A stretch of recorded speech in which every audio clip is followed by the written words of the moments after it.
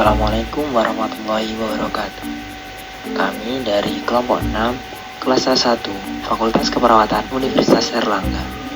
Melalui video ini, kami akan berbagi informasi mengenai alur kerja selama pandemi dan perubahan sistem yang terjadi pada masa pandemi ini. Yang pertama kita bahas adalah mengenai alur kerja pandemi. Penata laksanaan kondisi bedah darurat dan mendesak serta trauma. Manajemen non-bedah jika memungkinkan dan aman untuk pasien yang diduga untuk konfirmasi COVID-19. Jika pembedahan diperlukan, APD harus selalu digunakan.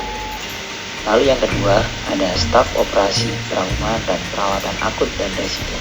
Tim medis dibagi menjadi dua dan hanya berkomunikasi melalui telepon. Jika ada anggota yang terinfeksi COVID-19 atau pernah kontak dengan pasien terkonfirmasi, maka tim tersebut wajib melakukan isolasi selama 14 hari.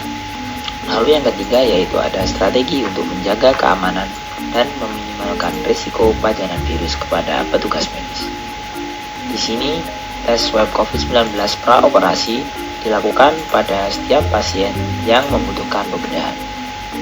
Pada pasien dengan konfirmasi COVID-19, maka diperlukan ahli anestesi dan ahli bedah yang mengoperasi saluran nafas, rongga dada, dan saluran pencernaan. Selanjutnya, kita akan membahas mengenai perubahan sistem yang terjadi.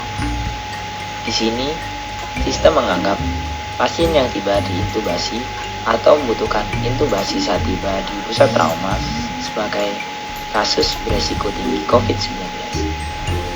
Oleh karena itu, pasien tersebut diisolasi sesegera mungkin.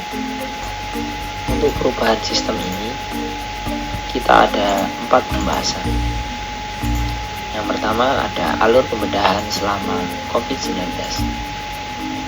Semua pasien trauma yang datang ke IGD diasumsikan sebagai positif COVID-19 sampai hasil tes swab, anamnesis, dan pemeriksaan lainnya keluar. Selain itu, pembatasan kunjungan yang tidak perlu oleh tenaga kesehatan juga harus dilakukan. Lalu yang kedua, pasien trauma dibagi menjadi 3 kelompok. Yang pertama, pasien membutuhkan operasi mendadak.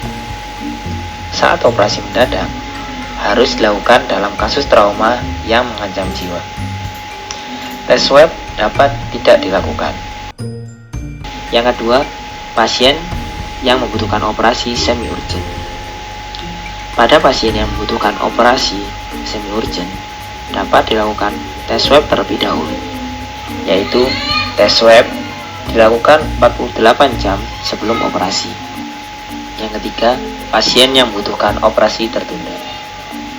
Dalam kasus yang tidak ada keadaan darurat, maka pasien harus diobservasi dan dirawat di UGD atau rawat jalan, dan diberikan edukasi terkait pandemi, serta manfaat penundaan dilakukannya operasi. Untuk perubahan sistem yang ketiga, yaitu operasi trauma pada pasien positif atau belum dikonfirmasi COVID-19. Saat operasi, tenaga kesehatan yang boleh masuk ke dalam ruangan adalah mereka yang benar-benar memiliki tugas seperti tim anestesi dan tim perawat. Cuci tangan harus selalu dilakukan setelah pelepasan APD. Jika memungkinkan, semua peralatan di ruang operasi harus sekali pakai.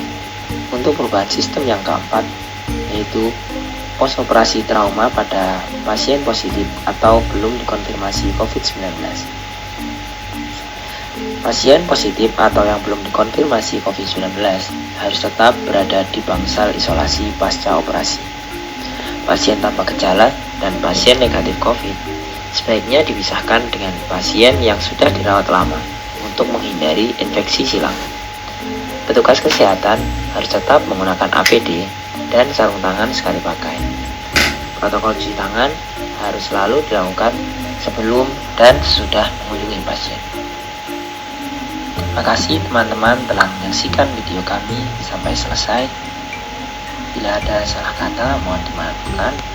Kami dari kelompok 6 pamit undur diri. Terima kasih. Wassalamualaikum warahmatullahi wabarakatuh.